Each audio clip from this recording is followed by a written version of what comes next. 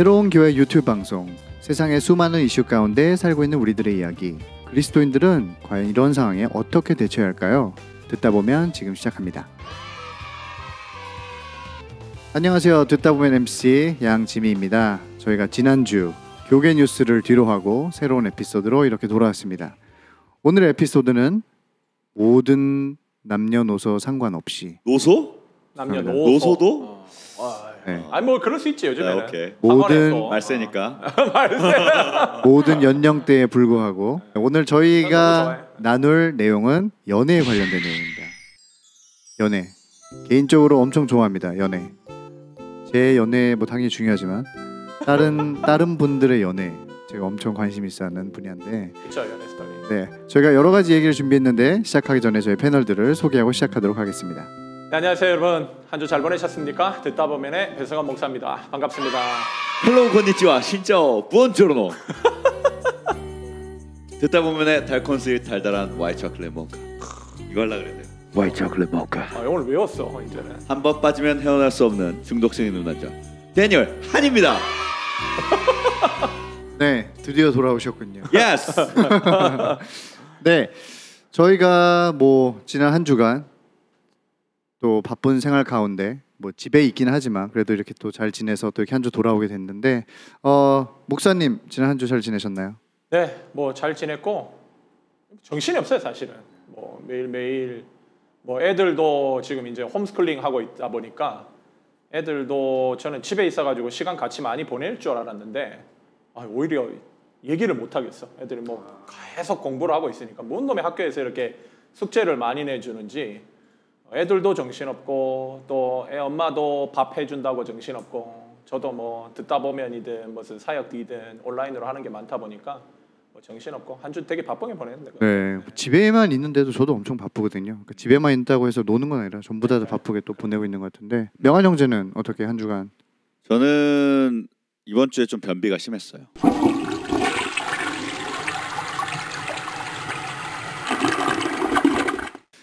우리가 오늘 주제 연애. 사실 뭐 연애라고 하면은 정말 많은 사람들이 할 말이 많잖아요. 이거에 대해서 관심 분야이기 때문에 궁금증도 당연히 많고 자기 자신의 경험 사례도 되게 많고 여러 가지가 있는데 우리 명한 형제 뭐 네. 이제 품절남 뭐 품절남 된 지 오래됐죠. 몇 년 됐어요? 어느지 결혼한지? 아니 몰라? 아니 2014년에 했죠. 네, 2014년. 왜 이렇게 눈치를 보세요? 2014년도 했는데. 이런 거는 미리 말씀을 해주세요. 들어가기 전에 자기 날짜 개념이 조금 약해요. 들어가기 전에 오해는 큰일 날 뻔했다. 오래됐네. 2014년도면 14년 했죠. 네, 했죠. 그죠. 6년 됐네요 벌써. 와, 오래됐네요 되게. 네. 제가 지금 18살에 결혼해서 지금 24살이니까 6년 됐죠. 뭐야 조선시대? 18살이요? 아니 농담입니다. 네. 어찌됐든 어때요 결혼 생활? 좋죠. 뭐 저는 뭐 결혼한 지가 이제 6년이나 됐으니까 뭐 이제 뭐 결혼한 뭐 한PD나 또 지미 형 보면은 다서럽죠. 네. 다서러워. 그렇죠. 아직 애도 안 난 분들. 옛날 조선시대 같으면 상종도 안 해요. 지미 형은 이런 상투도 안 뜬 놈이 이러면서 그냥 이제 상종을 안 하죠. 그러면 뭐 이제 몇 살 때 처음 이제 만난 거예요? 제가 바야흐로 그때가 2000 또 몰라? 20살 정도 되었던 것 같아요. 20살 정도 때 만난 것 같아요. 20살 때. 네, 20살 때 만났어요. 네. 그러면 결혼한 6년 됐고 연애도 한 6, 7년 됐죠. 와, 연애도 오래 했네. 네. 지금 20살 때만 지금 32이니까 12년 됐으니까 6년 정도 했네요. 와, 진짜 횟수로 오래됐다. 7년. 네. 6년, 7년, 오래 했네요. 13년. 네. 저는 보면 볼수록 진국인 데니얼 한입니다. 연애 얘기 좀 살짝 흘려주시죠. 어땠는지. 어떻게 열릴까요? 뭐 어떻게 만났고. 그러게요. 이것도 이게 남 얘기하듯이 이렇게 생각을 하세요. 형 12년 전 얘기예요. 생각나요 형 12년 전 뭐 했어요? 12년 전이면 제가 몇 살이야? 기억도 안 나는데. 12년 전 약간 이렇게 브러쉬를 해야 돼요. 어디서 만났어요? 교회에서 만났어요? 학교에서 그쵸, 만났어요? 그쵸. 교회에서 만났죠. 전에 다니던 교회에서? 교회에서 만나고 그 다음에 첫 데이트로 샌디에고를 갔었죠. 나 얘기 들었다. 아 샌디에고. 네, 그래서 갔다가 그 전날 밤새 통화를 했죠. 새벽 2시 3시까지 통화를 하고 샌디에고 가야 되는데 일찍 자자 해서 또 2시까지 얘기하고 일찍 자자. 일어나서 또 아침에 또 운전을 갔다가 밤에 오고 죽는 줄 알았죠. 올 때 진짜 올 때 이렇게 오는데 1차선을 분명히 가고 있는데 눈 떴는데 중앙에 있어. 왜냐면 제가 너무 피곤한 거예요. 근데 그치, 운전을 막 많이 하고 이러잖아요. 그치. 근데 그때 막 또 뭐 가니까 또 그때 처음 막 이제 사귀려고 하고 가니까 얼마나 또 그치. 준비를 많이 했겠어. 드라이브 코스며 어디서 점심 먹고 저녁 먹고 저는 또 여행 짜면은 플랜 A, 플랜 B가 또 있어요. 그래서 시간을 딱딱 이렇게 정해서 한단 말이에요. 아 진짜요? 네, 그걸 또 이제 전화 끊고 다 준비를 하고 대단하다. 얼마나 그 피곤하니까. 근데 이게 또 제가 그때 또 한창 겁먹들어가지고 스포츠카 타고 다녔잖아요. 몰라요 저는. 이래서 타고 다녔어요. 네. 니해 이런 거, 니해 거의 타고 다녔는데 그게 스틱이에요. 너무 졸린데 운전을 부탁을 못 하겠는 거야.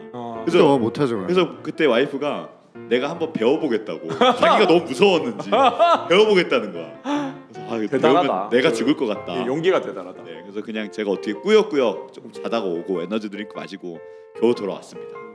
오 무슨 데이트를 그렇게 힘들게 해요? 그러게 처음부터 너무 무리한 것 같아. 아니 뭐 가고 싶 뭐 이렇게 뭐 연애하면은 어디 새로운 데 가고 싶고 하니까. 그래서 그때 이후로 그렇죠. 사귀신 거예요. 네네. 그래서 6, 7년을 교제하고 그리고 결혼을 해서 그쵸. 지금의 언제 결혼을 이 자매랑 해야겠다는 생각이 들었어요. 몇 년 교제했을 때. 이런 질문을 좀 미리 좀 말씀해 주시지 이렇게 형. 아니 무슨 자신의 경험담을 얘기를 하는데 뭔가 리서치를 해야 되는 것처럼 얘기를 해요. 저는 뭐 모르겠어요. 그냥 결혼을 해야겠다 이렇게 결심이 이렇게 어떤 포인트, 이렇게 어떤 모먼트에 결심을 했다기보다는 그냥 같이 사귀다 보고 이 사람이 진짜 좋고 이제 뭐 연애도 오래 하고 이제 계속해서 뭐 교제를 하고 싶고 결혼도 하고 싶으니까 결혼한 것 같아요. 이 사람이다 이렇게 느낌이나 막 이렇게 확 오거나 이런 건 없었다고 말하면 위험한 건가? 위험하지. 네, 있었습니다. 뭐 갑자기. 야 이거 보지 마. 보지 마. 올리지 마. 편집.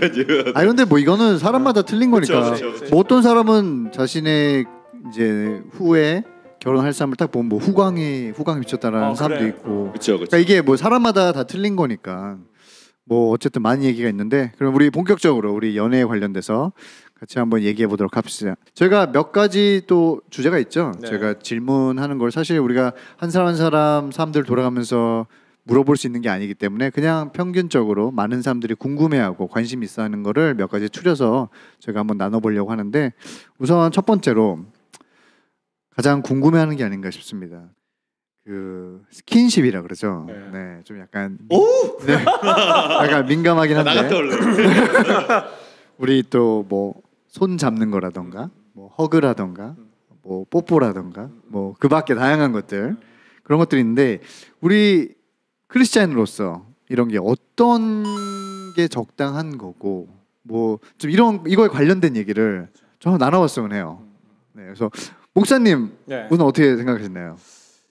저는 뭐 사실은 이제 세상적인 관점으로는 얘기를 할 수가 없을 것 같아요. 이 부분에 대해서. 왜냐하면 목회자로서 또 조언을 구하고 또 답을 원할 거니까 성경적인 어떠한 부분 안에서 또 하나님 기뻐하시는 교제가 어떤 이 가이드라인으로 이루어져야 되냐라는 부분들에 대해서 저한테는 궁금해할 거기 때문에 저는 사실은 누군가가 저한테 이 질문을 하면 항상 해주는 말이 있어요. 뭐냐면 연애 기간을 길게 가지 마라.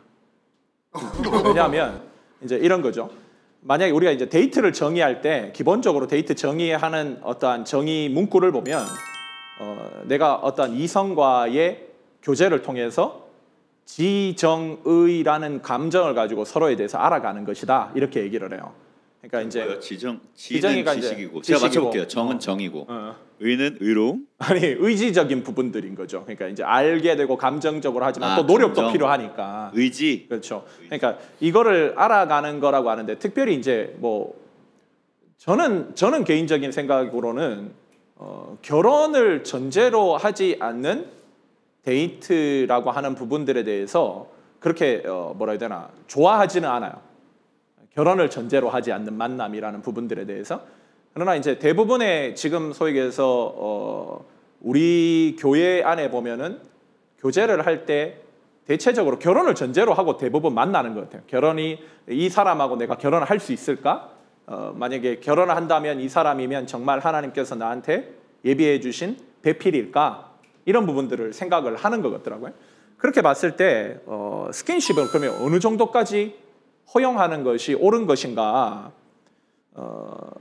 사실 스킨십이라고 하는 부분들은 뭐라고 정의하기가 굉장히 어려워요. 맞아요. 왜냐하면 어디까지가 선이고 그러면 그 선을 내가 그러면 지킬 수 있느냐?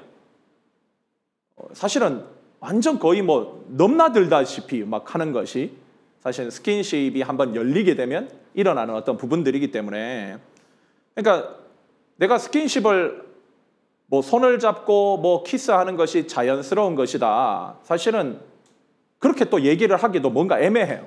왜냐하면 그것이 결국은 열려지면 어느까지 들어갈 것인가 하는 부분들에 분명한 리스크가 있기 때문에 그러면은 사실 청년 사역을 하면서 제가 사실 굉장히 많은 질문과 상담을 받았던 게 뭐냐면 선을 넘어간 경우들이라 이 선이 넘어가 버린 거죠.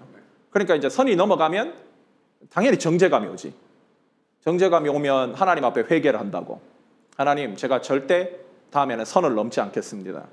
근데 또 만나면 이 워낙 젊은 친구들이니까 욕정이 끌잖아. 또 넘어가. 넘어가면 또 죄책감에 시달리고 또 범죄했구나. 또 회개하고 범죄했구나. 한 3번 정도 반복되면 하나님도 내 회개를 듣지 않으실 거야. 뭐 이런 거. 또 거기에 자매들 같은 경우에는 임신에 대한 두려움. 나 이거 이렇게 실수했으면 어떻게 하지? 그러니까 심지어 제가 상담한 케이스 가운데는 자살 충동을 심하게 느낀 자매도 있었어요. 이 부분들 때문에. 그러니까 자기가 하나님 앞에 예배하거나 기도하거나 큐티를 하거나 교제를 이게 전체적인 교회 안에서 교제를 하는데 옛날과 같은 자유로움이 사라져버린 거예요. 결국 신앙적인 부분과 이 관계에 있어서 컨플릭이 생기는 거예요. 그렇죠. 엄청나게 생긴 경우죠. 자살 충동까지. 왜냐하면 이런 부분들을 아예 생각하지 않는 애들은 하나님에 대한 어떠한 부분들에 대해서 크게 민감하게 반응하지 않는 애들이니까 이 부분에 대해서는 뭐 자기네들은 괜찮다 이렇게 얘기할 수 있을지 모르지만 신앙이 우리가 소위 얘기하는 좋은 친구들 같은 경우에는 굉장히 심각한 고민을 하는 거죠. 이 부분에 대해서. 왜냐하면 이게 감정적인 부분들이다 보니까 제가 이번에 이걸 준비하면서 No Dating이라는 책이 있어요. 옛날에 나온 책이야. No Dating. NO 데이팅? 그렇죠. No Dating. No Dating 조시아 해리스라는 이 청년이 그 당시의 청년이죠. 저하고 거의 나이대가 비슷할 거야. 그 청년이 지은 책인데 이 책의 내용을 하나 있는데 제가 한번 가져왔어요. 어떤 내용이냐면 한번 읽어볼게요. 이 두 친구인데 남자애는 데이브라는 애고 여자애는 하이디라. 이 둘이가 서로 사귀기로 한 후 얼마 후 지역 콘서트가 있어서 데이트를 간 거예요. 하이디라는 여자애 그 콘서트 끝나고 하이디라는 여자의 집에 와가지고 영화를 같이 봤어. 둘이서. 그러다가 영화를 보다가 콘서트 때 남자친구가 음악에 취해가지고 여자애한테 춤을 추자고 했는데 여자애가 추기 싫다 했는데 그거에 이제 자기 혼자 막 춤을 췄던 이런 어떠한 모습들이 이제 여자친구가 생각이 나서 그걸 남자애한테 놀린 거예요. 그러면서 남자친구하고 이 하이디가 서로 간지럽히기를 시작하다가 둘이 엎치락 뒤치락 하다가 갑자기 어느 순간 멈췄어. 얼굴이 서로 맞닿은 거야. 그리고 자연스럽게 키스를 했다는 거지. 그러니까 마치 영화의 한 장면이죠. 이런 부분들이. 그렇죠. 그런데 문제는 이 둘이가 이렇게 일찍 시작해버린 육체적 결합 때문에 이 끌림 때문에 그들의 관계가 굉장히 혼란스러워지기 시작했다는 거예요. 그러니까 데이브와 하이디는 서로를 잘 알지 못했는데 키스 하나 때문에 서로가 굉장히 가깝게 느껴진 거예요. 이 관계가 진전됨에 따라서 그들이 서로를 객관적으로 보는 것이 힘들어졌다 이거지. 그러니까 만날 때마다 그 이후로부터 육체적 욕망이 들끓는 거예요.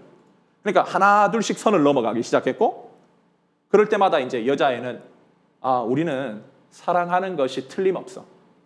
우리는 서로 사랑하기 때문에 이렇게 하는 것이야 하고 계속 스스로 자기 주문을 걸었다는 내용이에요. 그러니까 정말 그럴까? 키스 하나 때문에 정말 육체가 하나 되고 서로가 하나 되는 것일까? 그러면 서로 몸이 끌린다고 천생연분일까? 착각하지 말아야 될 것이 육체적 관계는 절대 사랑이 아니거든요. 자매들 명심해야 될 게 남자가 육체적 관계를 맺었다고 해서 나를 정말로 사랑하는 것이야 라고 착각하는 거는 정말 어리석은 자매들이라. 남자는 그거 없이도 육체적 관계를 요구할 수 있어요. 그러니까 우리가 지금 살고 있는 이 세상에서 가장 큰 문제는 사랑이라는 단어하고 성이라는 단어가 한 단어로 지금 보여지고 있다는 게 가장 큰 문제라고 생각해요. 심지어 많은 크리스천들, 형제 자매들이 이런 생각을 가지고 있더라고. 사랑과 성은 하나다. 그러면 문제가 이런 성적 데이트가 반드시 결혼까지 연결되느냐? 아니거든. 그리고 하나님은 이미 결혼 후에 성적 결합을 명령하셨기 때문에 이 부분들에 대해서 우리는 분명한 선이 있어야 되는 거죠. 세상이 어떻다 할지라도. 그러니까 이런 커플들은 보면은 만날 때마다 우리가 선 절대 넘지 말자 이 얘기를 항상 해요. 둘이서. 근데 항상 만날 때마다 넘어. 그러니까 수없이 다짐하는데 계속 넘는다 이거지. 그러니까 시간이 지날 때마다 여자애는 남자가 나를 버릴까 두려워지고 그렇게 집착하는 여자애 때문에 남자는 너무 힘들어지고 그러니까 이미 그렇게 돼버리면 둘 사이에서 돌이킬 수 없는 강을 건너게 된 거죠. 그렇다가 헤어지면 평생 어떻게 그 짐 지고 살 거야 서로가. 그러니까 저는 자매들한테 부탁하고 싶은 게 뭐냐면 정말 여러분들이 하나님 사랑하고 하나님 말씀대로 살고 싶다면 상식적으로 도덕적으로 양심적으로 신앙적으로 수용될 수 없는 부분들에 대해서 형제한테 안 되라고 분명하게 얘기할 수 있는 용기가 필요하다는 거예요.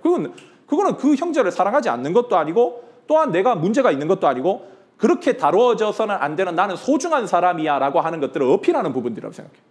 그걸 받아주는 형제하고 교제를 해야지 그걸 넘어서는 형제하고 그게 나한테 중요한 사람이라고 생각하는 게 옳냐는 거예요. 사실 뭐 우리가 연애하면 스킨십 말고도 배울 게 많잖아요.